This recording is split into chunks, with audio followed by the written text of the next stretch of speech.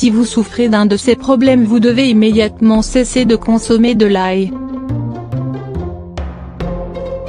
Considéré comme un aliment / médicament, l'ail est utilisé aussi bien pour ses vertus culinaires que thérapeutiques.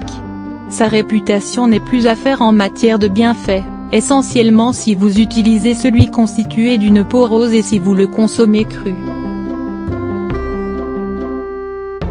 Cependant, il est contre-indiqué dans certaines affections et ne doit pas interagir avec certains traitements médicaux.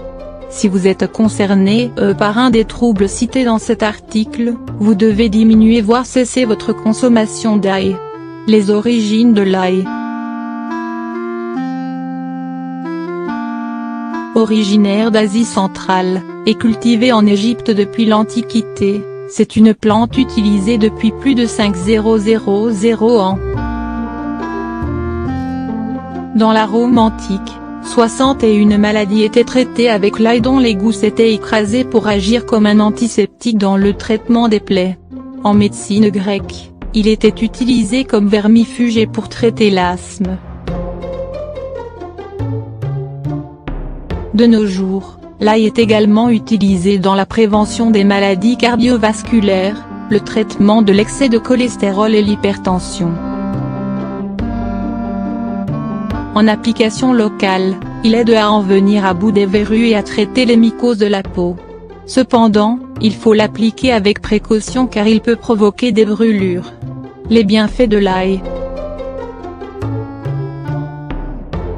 L'ail agit comme un antidiarrhéique efficace et un anti-inflammatoire intestinal qui neutralise les infections et les vers. Consommé régulièrement, il permet de défendre le système immunitaire grâce à ses actions préventives. C'est un expectorant efficace dont l'action antibiotique soulage le rhume, la bronchite et l'asthme. En cas de forte fièvre et de déshydratation, évitez d'en consommer car il a tendance à chauffer le corps. D'un point de vue nutritionnel, l'ail contient 64 d'eau et 27 de glucides. Il est riche en acides aminés soufrés tels que la cystéine et la méthionine, en vitamine B, C, K et E ainsi qu'en provitamine A.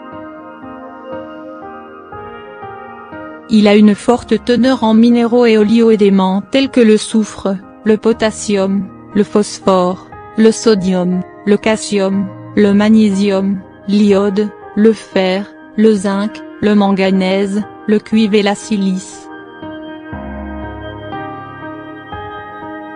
D'un point de vue thérapeutique, il est composé de substances soufrées notamment la lysine à hauteur de 60. Il s'agit d'un antibiotique naturel, un antimycosique et un antioxydant. Cette substance se dégage lorsque l'ail est écrasé ou coupé.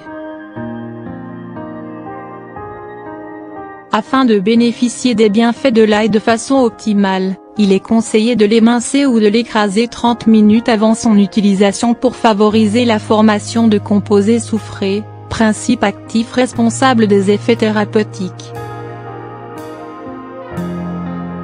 D'après l'Organisation mondiale de la santé, il est cliniquement établi que l'ail soit utilisé comme un traitement adjuvant aux mesures alimentaires destinées à diminuer les taux de lipides dans le sang, cholestérol et triglycérides, et admet que l'ail peut être utile lors d'hypertension artérielle modérée.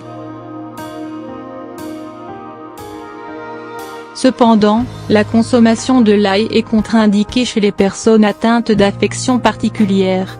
Les contre-indications de l'ail. Les personnes souffrant de problèmes gastriques doivent consommer l'ail avec modération voire l'arrêter car il peut accentuer certains troubles du type hyperacidité gastrique, gastrite chronique, ulcère de l'estomac ou du duodénum. Si vous tenez à utiliser l'ail comme condiment ou remède naturel, il est conseillé de consulter votre médecin avant. Concernant les personnes qui sont sous traitement anticoagulant, qui sont sur le point de subir une intervention chirurgicale ou qui viennent d'en subir une, la consommation d'ail est risquée car il inhibe partiellement la coagulation sanguine notamment s'il est mélangé à d'autres plantes anticoagulantes telles que le ginkgo ou le ginseng. Utilisé dans un but thérapeutique, l'ail en grande quantité pourrait interagir avec la prise de médicaments contre les troubles de la thyroïde à cause de son fort contenu en iode et déséquilibrer un traitement contre le diabète à cause de ses effets hypoglycémiants, réduction des niveaux de glucose. Durant la grossesse, l'ail peut être consommé en cuisine mais pas à des fins thérapeutiques du fait de son effet anticoagulant mentionné ci-dessus. Quant aux femmes qui allaitent, il ne faut pas oublier que les substances qui confèrent à l'ail son odeur prononcée passent aussi dans le lait maternel. Les composants soufrés qui se trouvent dans l'ail sont éliminés par la bouche et les poumons et provoquent une mauvaise haleine. On parle d'haleine caractéristique du mangeur d'ail. Si vous souffrez d'un des troubles mentionnés ci-dessus, veillez à diminuer voire arrêter votre consommation d'ail car cela peut avoir des conséquences graves sur votre santé. En cas de doute ou de complications, consultez votre médecin.